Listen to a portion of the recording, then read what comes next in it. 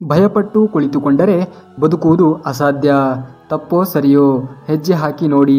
ಗೆದ್ದರೆ ಮುಂದಕ್ಕೆ ನಡೆಯುತ್ತದೆ, ಸೋತರೆ ಮುಂದೆ ಹೇಗೆ ನಡೆಯಬೇಕು ಎನ್ನುವುದನ್ನು ಕಲಿಸುತ್ತದೆ.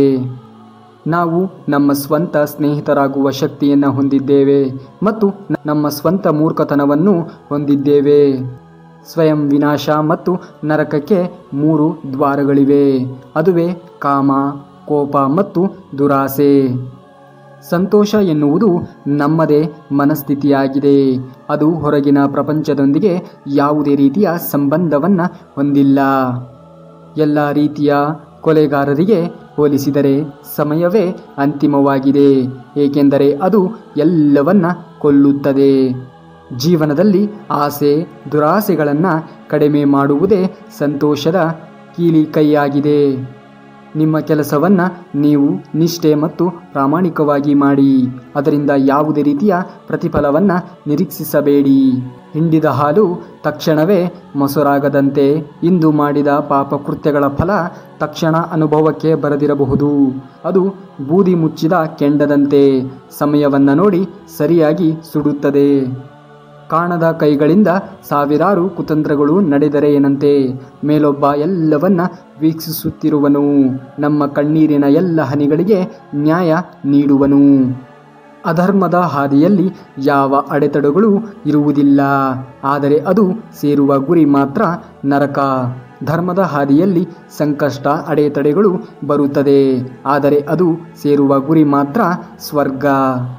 ಕೆಟ್ಟವರ ಕೆಟ್ಟತನದಿಂದ ಅಲ್ಪ ಸ್ವಲ್ಪ ನಾಶವಾಗಬಹುದು, ಆದರೆ ಒಳ್ಳೆಯವರ ಮೌನ ಮಹಾವಿನಾಶಕ್ಕೆ ಕಾರಣವಾಗಬಹುದು. ನೆನಪಿರಲಿ, ಜೀವನದಲ್ಲಿ ಅವಕಾಶವನ್ನು ಯಾವಾಗಲೂ ಕೂಡ ಆನಂದಿಸಬೇಕು, ಆದರೆ ಯಾರ ನಂಬಿಕೆಯನ್ನು ಕೂಡ ಒಡೆದು ಅಲ್ಲ.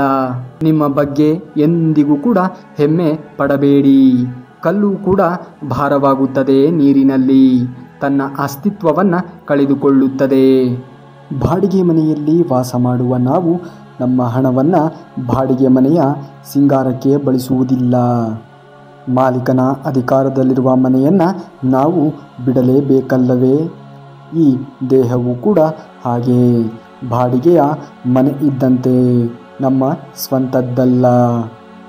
ನಮ್ಮ ಶಕ್ತಿ ಪ್ರಯತ್ನಗಳು ಈ ದೇಹದ ಸಿಂಗಾರಕ್ಕಾಗಿ ವ್ಯಯ ಆಗಬಾರದು. ಶುದ್ಧವಾದ ನಡತೆ, ತೂಕವಾದ ಮಾತು, ಸಹಾಯ ಮಾಡುವ ಮನೋಭಾವ ಇವೆಲ್ಲವೂ ಕೂಡ ಜನನ ಮತ್ತು ಮರಣದ ನಡುವೆ ಇರುವಂತಹ ನಿಜವಾದ ರೇಖೆಗಳು.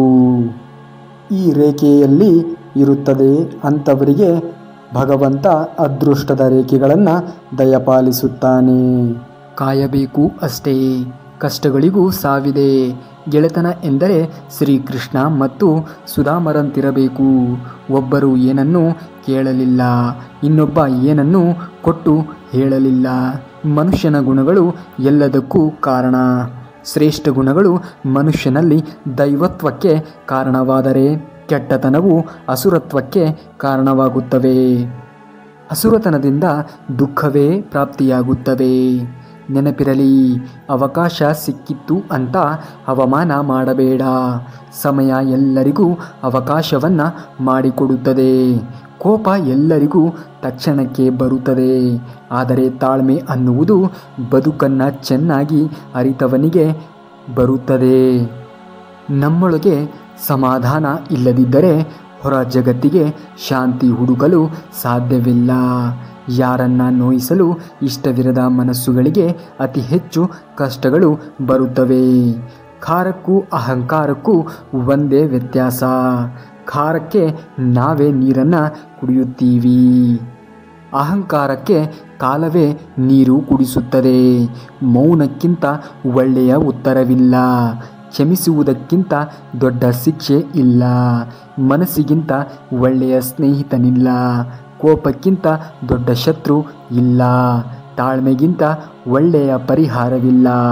ನೇರವಾಗಿ ಮಾತನಾಡುವವರಿಗೆ ಕೆಟ್ಟವರು ಎಂಬ ಪಟ್ಟ ಕಟ್ಟಿ, ನಾಟಕೀಯವಾಗಿ ಮಾತನಾಡುವವರಿಗೆ ಒಳ್ಳೆಯವರು ಎಂಬ ಪೀಠ ನೀನು ಯಾವುದೇ ಸೇಡು ತೀರಿಸಿಕೊಳ್ಳುವಂತಹ ಅವಶ್ಯಕತೆ ಇಲ್ಲ. ಕೇವಲ ಒಂದು ಹೆಜ್ಜೆ ಹಿಂದೆ ಇಟ್ಟು ಕಾದು ನೋಡು. ನಿನ್ನನ್ನು ನೋವಿನಿಂದ ನರಳುವಂತೆ ಮಾಡಿದವರು ಕ್ರಮೇಣವಾಗಿ ತಮ್ಮನ್ನು ತಾವೇ ನೋವಿನಿಂದ ನರಳಿಸಿಕೊಳ್ಳುತ್ತಾರೆ. ನೀನು ಅದೃಷ್ಟಶಾಲಿಯಾಗಿದ್ದರೆ ಇದನ್ನೆಲ್ಲವನ್ನ ನಿನ್ನ ಕಣ್ಣಾರೆಯೇ ನೋಡುತ್ತೀಯಾ. ಬದಲಾವಣೆ ಹಾದಿಯಲ್ಲಿ ನಡೆದರೆ ಮೊದಲು ನಿಮ್ಮ ವಿರೋಧ ಶುರುವಾಗುವುದೇ ನಿಮ್ಮ ಕುಟುಂಬದಿಂದಲೇ. 100 ಸಾರಿ ಸೋತಿದ್ದರೆ ಏನಂತೆ, 101 ಸಾರಿ ಬಿದ್ದಿದ್ದರೆ ಏನಂತೆ. ಸೋಲು ಗೆಲುವಿನ ಮೆಟ್ಟಲು, ಬಿದ್ದರೆ ಅಲ್ಲವೇ ಮರಳಿ ಏಳುವುದು. ಬೀಳದಿದ್ದವನು ಹೇಗೆ ಏಳಲು ಸಾಧ್ಯ. ದೊಡ್ಡದಾದ ಜೀವನವನ್ನು ನಡೆಸಲು ನಿನಗೆ ನಿನ್ನ ಅನುಮತಿ ಸಾಕು. ಎದುರಾಳಿ ಎಷ್ಟೇ ಒಳ್ಳೆಯ ವ್ಯಕ್ತಿಯಾಗಿದ್ದರೂ ಕೂಡ ಅವನು ಅಧರ್ಮದ ಪಕ್ಷದಲ್ಲಿದ್ದರೆ ಅವನನ್ನು ಸೋಲಿಸಲೇಬೇಕು. ಇಲ್ಲದಿದ್ದರೆ ಧರ್ಮ ಸೋಲುತ್ತದೆ, ಅಧರ್ಮ ಗೆಲ್ಲುತ್ತದೆ. 2 ಮನಸ್ಸುಗಳು ಸೇರಲು ಋಣ ಅಂತ ಇರಲೇಬೇಕು. ಎಲ್ಲೋ ಇರುವ 2 ಆತ್ಮಗಳು ಸೇರಲು ಕಾರಣವಂತೂ ಇದ್ದೇ ಇರುತ್ತದೆ. ಗೆಲುವು ನಮಗಾಗಿ ಅಲ್ಲದಿದ್ದರೂ ನಮ್ಮ ಸೋಲನ್ನು ನೋಡಲು ಕಾಯುತ್ತಿರುವವರಿಗಾಗಿಯೂ ನಾವು ಗೆಲ್ಲಲೇಬೇಕು. ಪ್ರಾಮಾಣಿಕವಾಗಿ ಬದುಕಿದವರಿಗೆ ಯಾವ ಮನುಷ್ಯರು ಸಹಾಯ ಮಾಡದಿದ್ದರೂ ಕೂಡ ದೇವರು ಖಂಡಿತವಾಗಿ ಒಂದಲ್ಲ ಒಂದು ರೀತಿಯಲ್ಲಿ ಸಹಾಯವನ್ನು ಮಾಡುತ್ತಾನೆ. ಶುದ್ಧ ಮನಸ್ಸಿನಿಂದ ಬದುಕಿದವರಿಗೆ ಕ್ಷಣಿಕ ಸುಖ ಸಿಗದೆ ಕ್ಷಣ ಕ್ಷಣ ನೋವು ತಿಂದರೂ ಕೂಡ ಕೊನೆಗೆ ಶಾಶ್ವತವಾಗಿರುವಂತಹ ಸಂತೋಷವನ್ನು ಹೊಂದುತ್ತಾರೆ. ದೇವರಿದ್ದಾನೆ, ನಂಬಿಕೆ ಇರಲಿ. ನಿಮ್ಮ ಮನಸ್ಸು ಏನು ಹೇಳುತ್ತದೆಯೋ ಅದನ್ನೇ ಮಾಡಿ. ಸೌಂದರ್ಯ ಇರುವುದು ವ್ಯಕ್ತಿಯ ಕರ್ಮದಲ್ಲಿ, ವಿಚಾರದಲ್ಲಿ, ಮಾತಿನಲ್ಲಿ, ವ್ಯವಹಾರಗಳಲ್ಲಿ, ಸಂಸ್ಕಾರಗಳಲ್ಲಿ ಮತ್ತು ಚಾರಿತ್ರ್ಯದಲ್ಲಿ.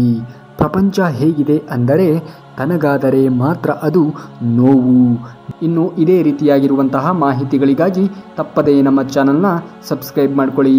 ಮುಂದಿನ ವಿಡಿಯೋದಲ್ಲಿ ಸಿಗುವವರೆಗೂ ಧನ್ಯವಾದ. ಕರುನಾಡಿಗೆ.